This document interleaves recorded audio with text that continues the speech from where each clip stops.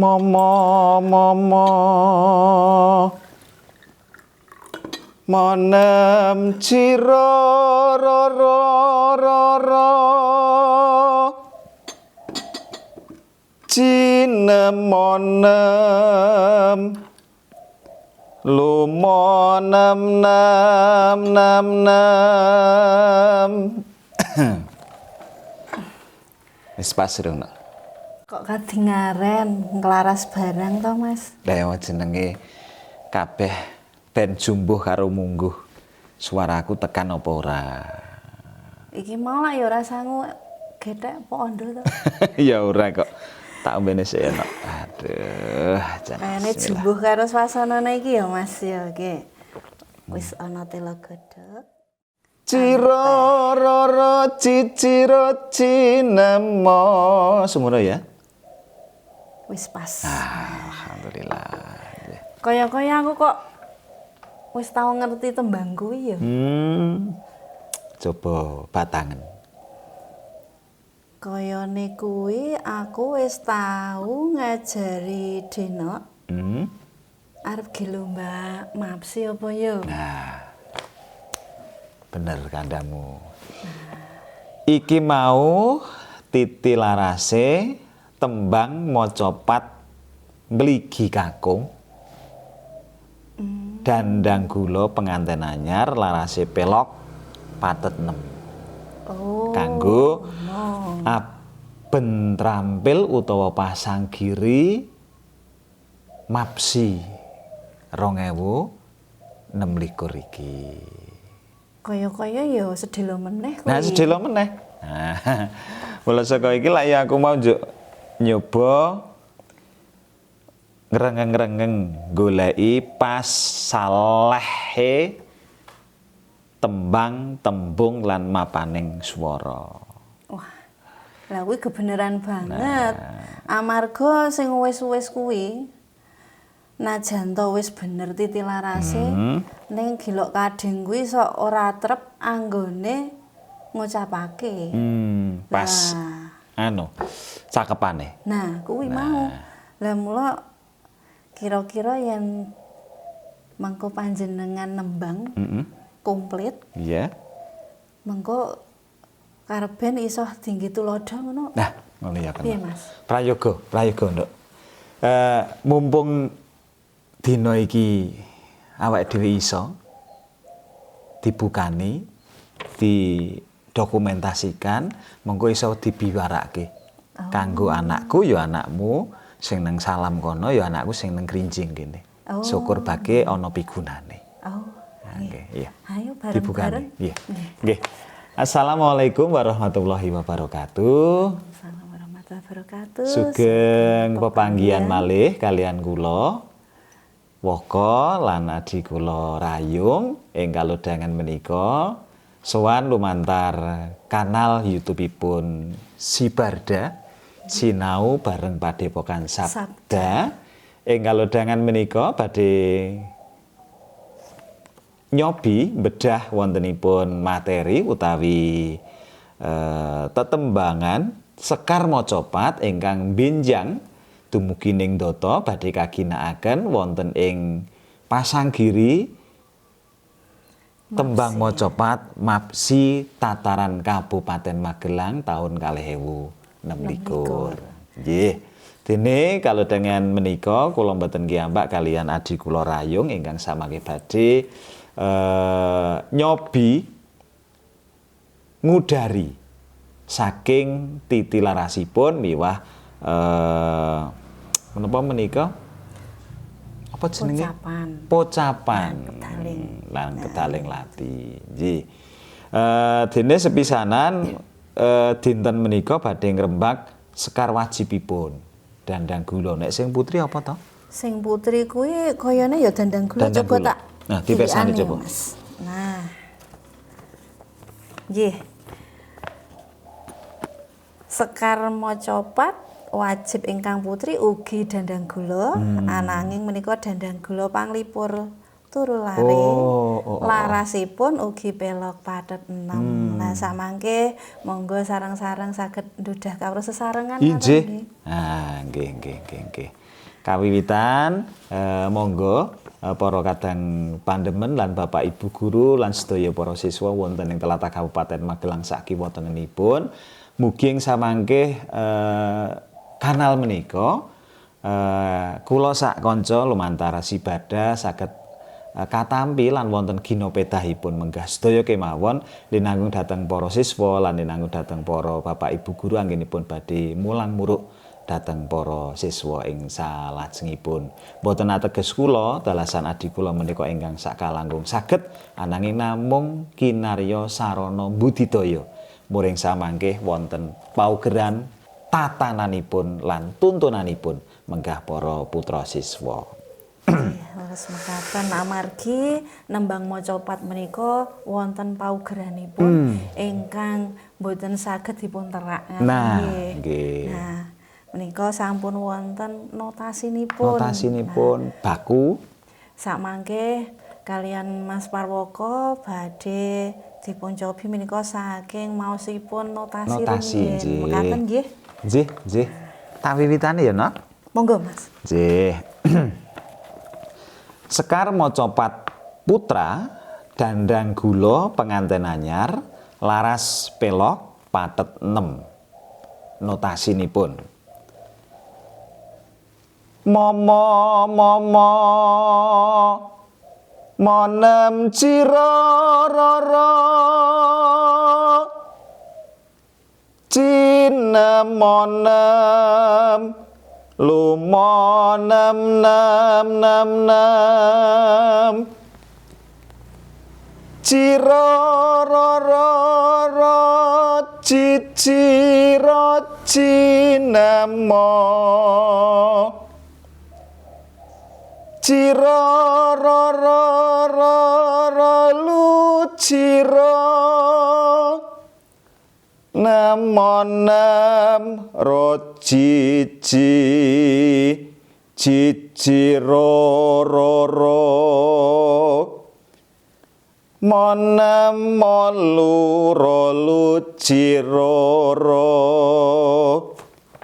ciciro cinemo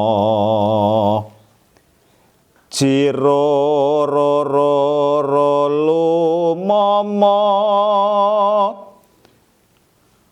momonem moluroci cicirororo nem cimonem roluroci. Ngono ora? Leres. Alhamdulillah. Coba sakniki cakepane, Mas. Gatra sepisan cakepanipun menika wonten ukara kanthi nyebut ing asmane Gusti. Candhaipun Gusti Allah ingkang Maha Mirah. Gatra kaping 3 Maha Asih sejatine. Gatra kaping sekawan puja lan puji iku amung Allah ingkang ndarbeni. Gatra candhaipun Gustining jagat raya ya alam sawegung po sawegung. Lah niki kala wingi sampun pun leresaken ingkang leres menika sawegung sanes sawegung nggih alam sawegung moho welas asih cetha kang ngratoni dinaning agama yekti kukuting alam donya menika ingkang larik sepisanan.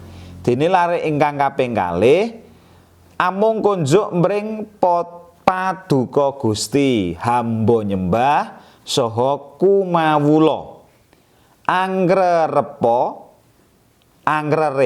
apa angrerepa nggih angrerepa DP hamba nyuwun pitulung tinedahna margi kang yekti margining tiyang kathah ingkang bagya tuhu paduka paringi nikmat sanes margi bebendu lan sasar sami. Amin tutuping donga. Menika cakepanipun sinaosa dereng ka sekaraken mawi lagonipun notasi. Monggo Mas niki nderek dipun tembangke. Dijajal. Nah, ngoten. Ya. Dandang gula penganten anyar laras pelok patet 6. Momo monem ciro roro kanthi nyebut ing asmane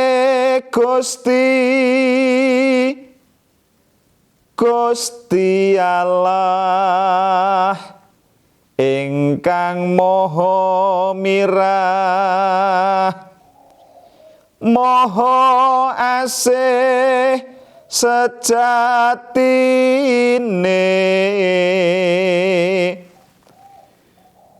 puja lan puji iku amung Allah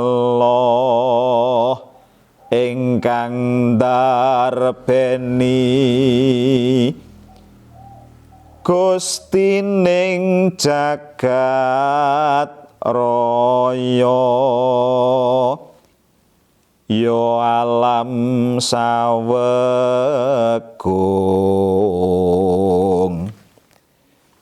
maha welas asih cetha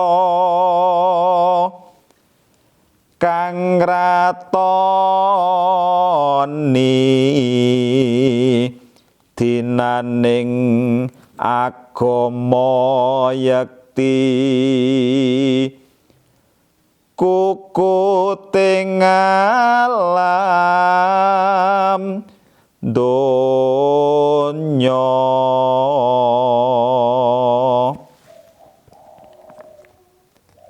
Amung kunjuk mring paduka Gusti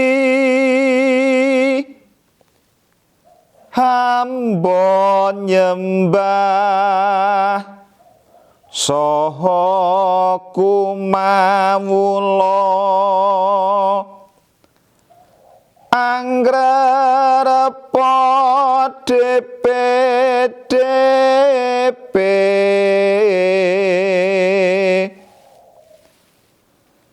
hamba nyuwun pitulung tinedahna margi kang yekti margining tiyang kathah ingkang bagya tuhu paduka paringi nikmat sanes margi bebendulan sasar sami. Amin tutuping donga.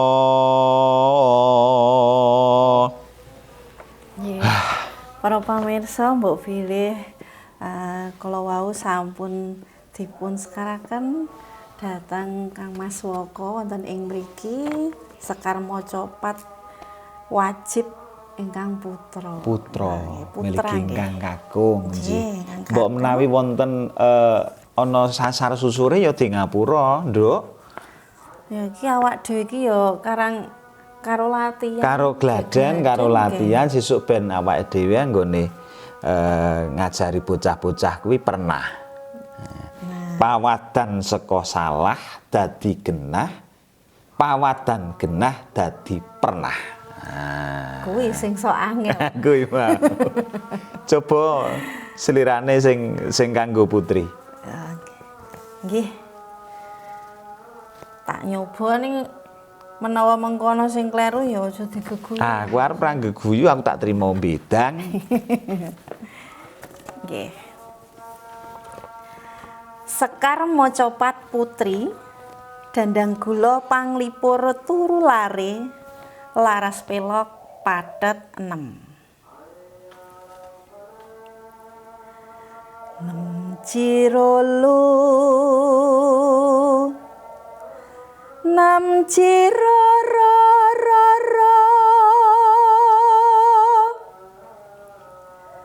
cimana malu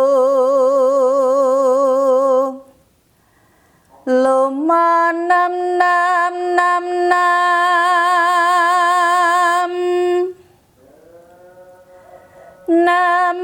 loro lo ciro cinem 6 ciro lo ciro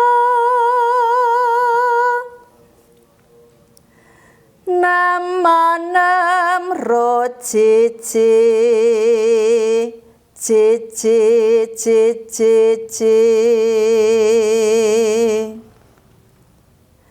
lo mama 6 ro lo ciro cinem 6 ciro lo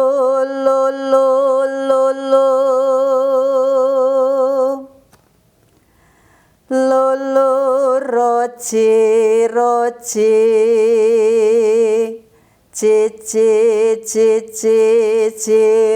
lo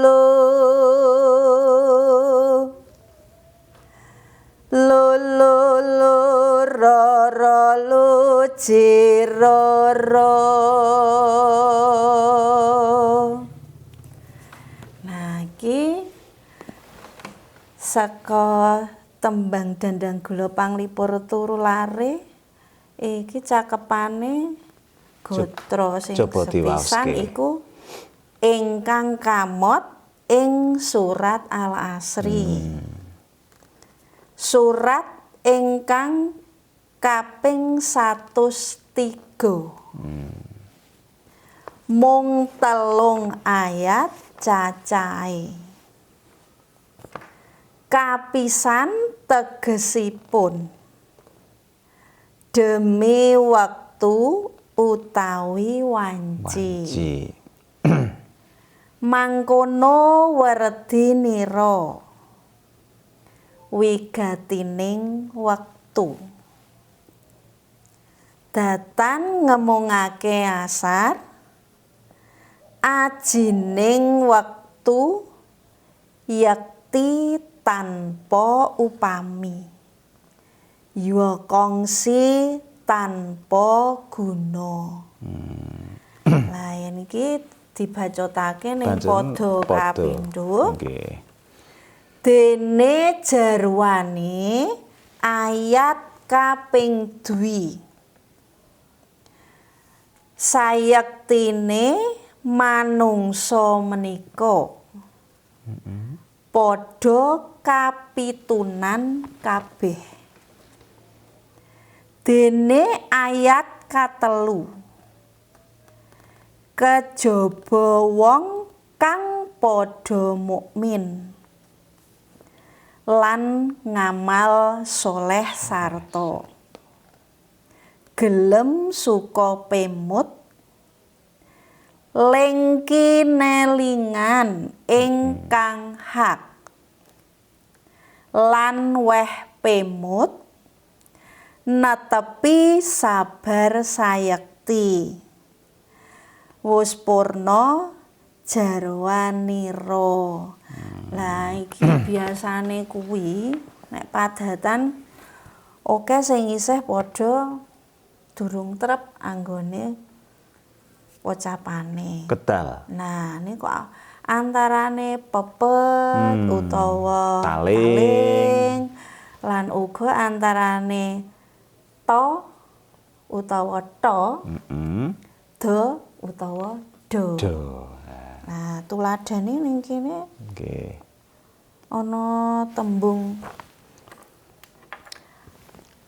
lan weh pemut. Lan weh pemut. Nah, iki yo sok ana sing lan weh pemut. Nah, pemut lingganipun saking tembung emut. Emut kuwi eling. Pemut dadi tembung kriya, weh pemut saka tembung aweh mergane dilangi salah sijining wanda ge ngoyak guru wilangan dadi lan weh pemut. Nah, kuwi jenenge Dwi Garba. Dwi Garba. Nah, dados sampun mangertos nggih. Pemut, weh pemut kuwi memberi apa? Pangeling-eling. Pangeling-eling. Ben aja lali. Ana meneh iki, Mas. Apa neh? Kuwi ana gatra kaping 1, 2, 3. Padha kapindho. Kuwi kan lak ana padha kapitunan kabeh. Lah, iki ya ana sing ngucapake padha. Padha.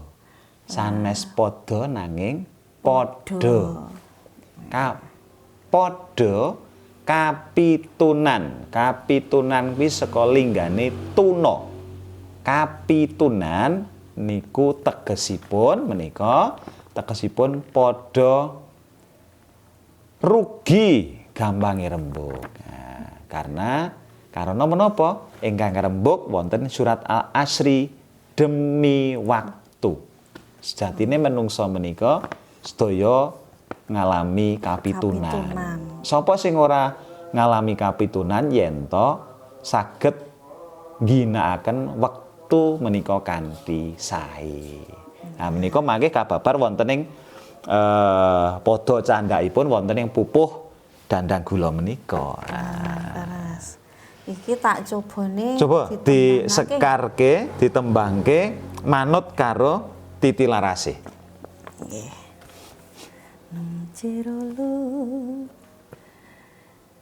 ingkang kamot ing surat Al-Asri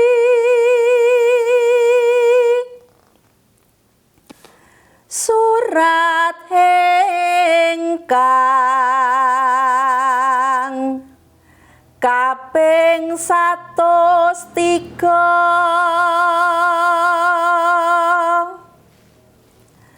mung 3 ayat cacahe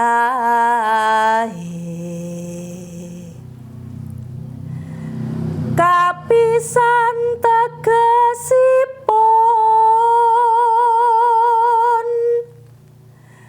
demi wektu utawi wanci mangkono wertinira wigatining wektu datan ngamungake asar ajining wektu yakti tanpa upami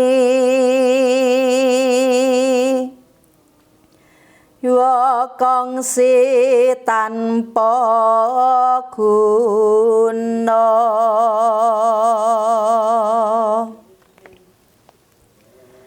dene jarwane hayat kaping tuwi sayektine manungsa menika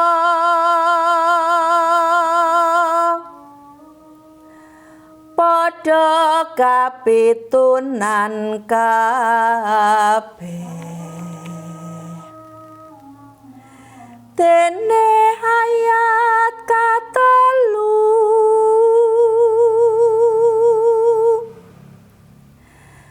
kejaba wong kang padha mukmin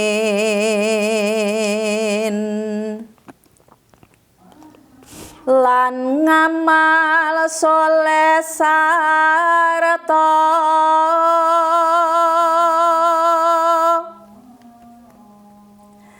gelem suka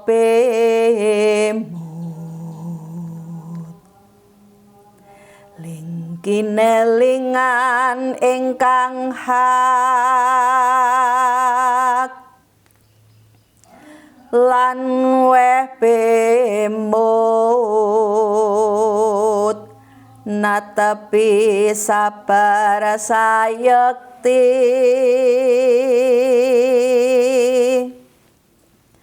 wis purna jarwanira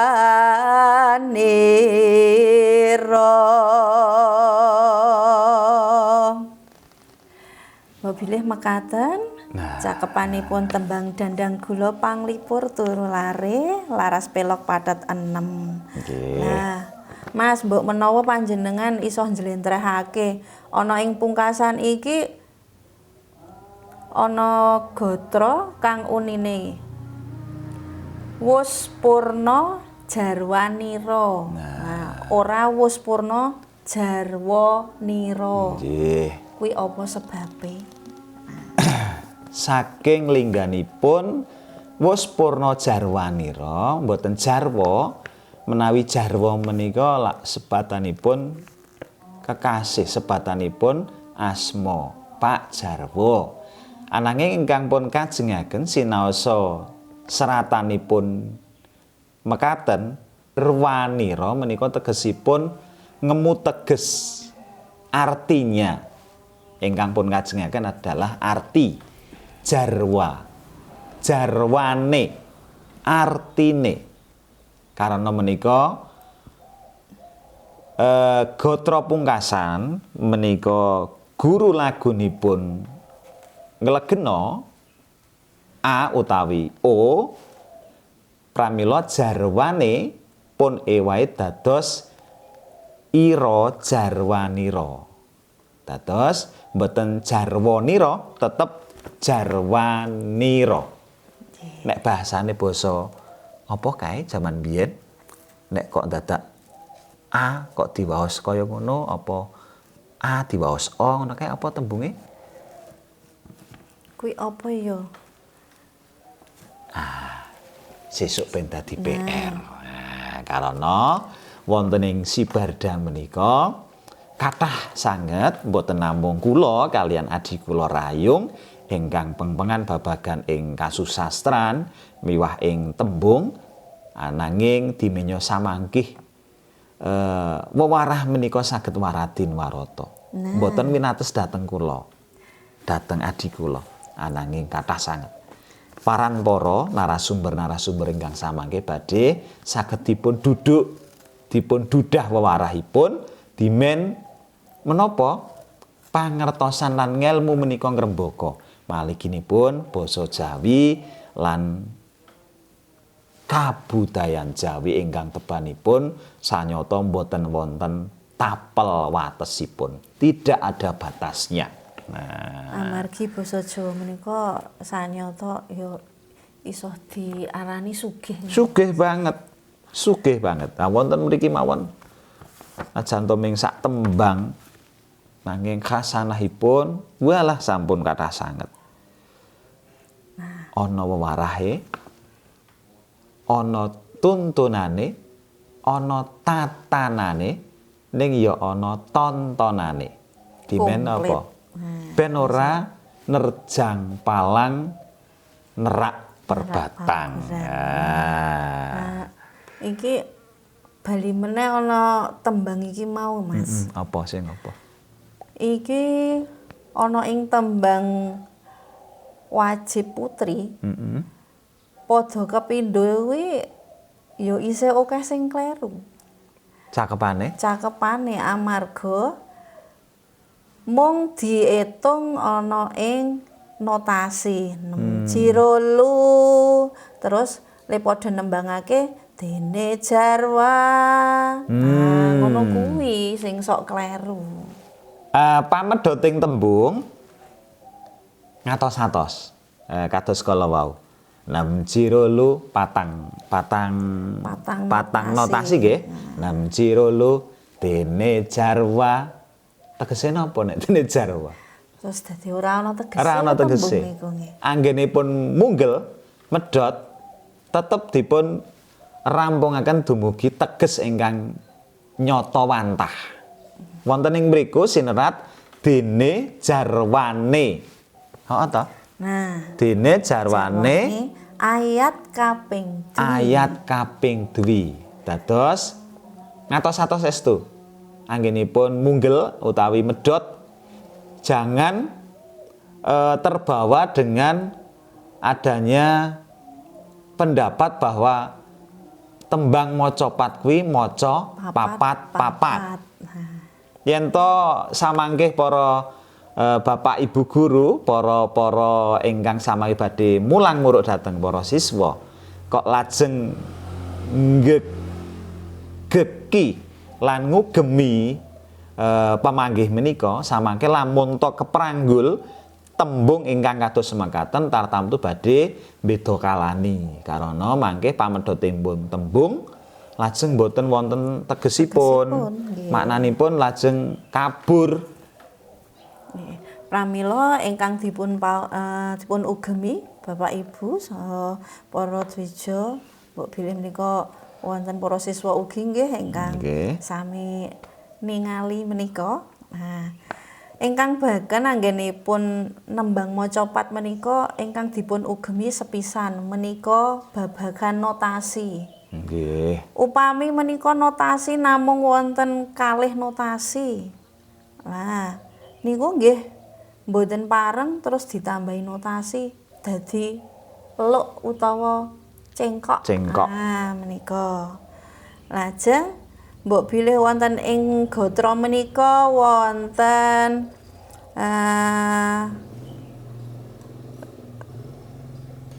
saperanganipun wonten guru gatra cacahipun punjul saking 8 nggih. Lah menika kedah dipun napa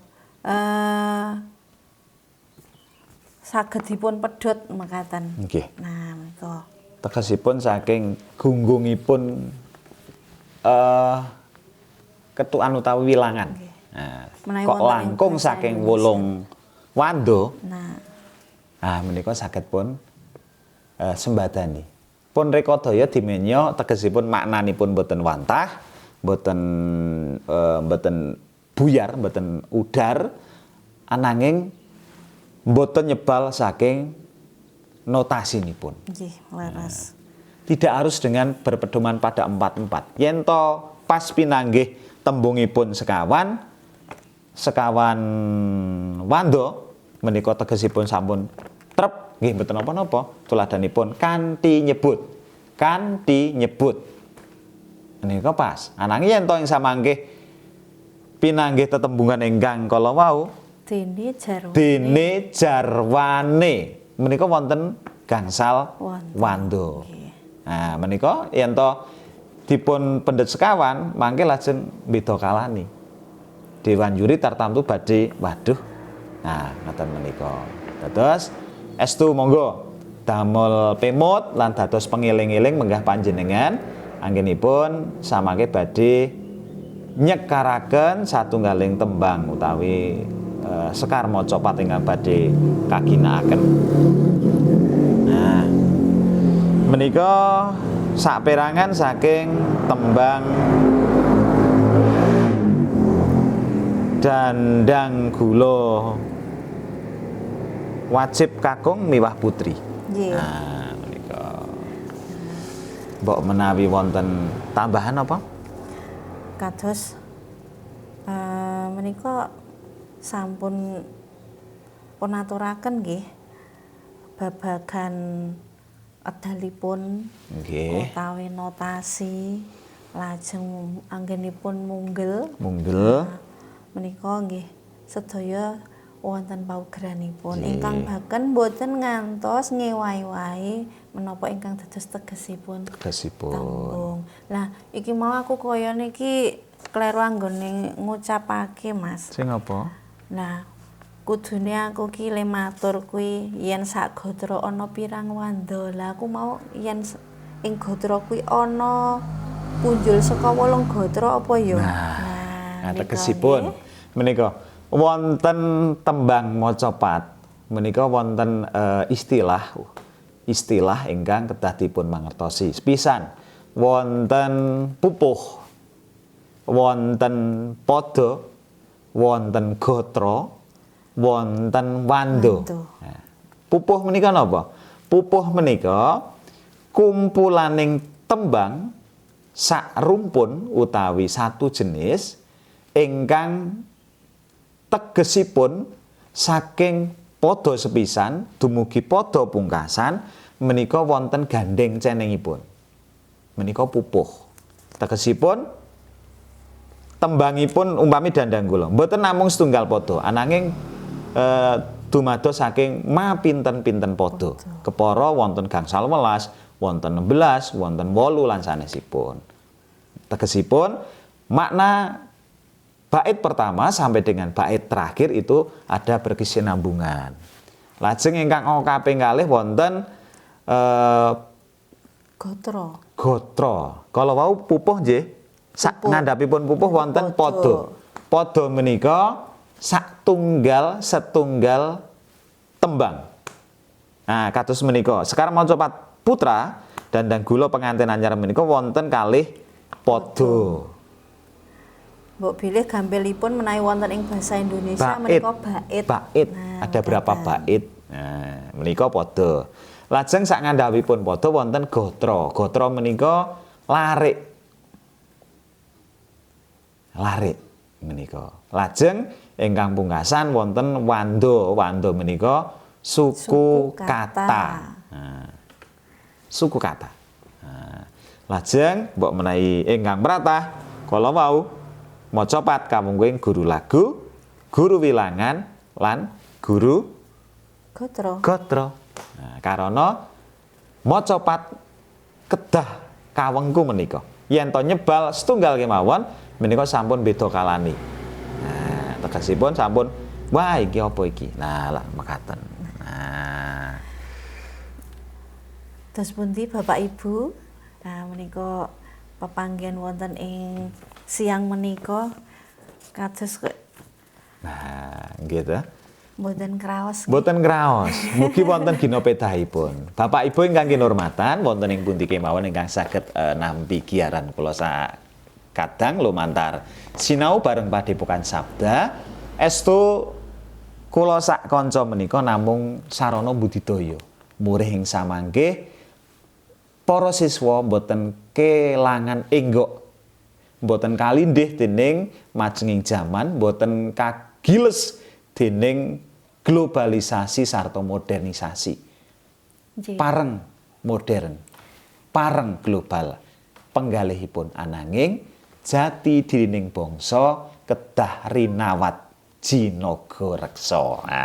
Aja nganti wong Jawa ilang jawane. Wusana kula dalah hadi kula rayung nyuwun pangapunten kapenggalih duna dungkap cacat miwah cuwa anggenipun kula matur lan pisan malih sedaya kadang panyengkuyung ingkang sampun hambiyantu pagelaran giaran Sibarda wonten episode menika kula ngaturaken panuwun. Mugi kesaenan panjenengan pikantuk lelintu saking Gusti ingkang hakarya jagat sakalangkung traju kepara bawira.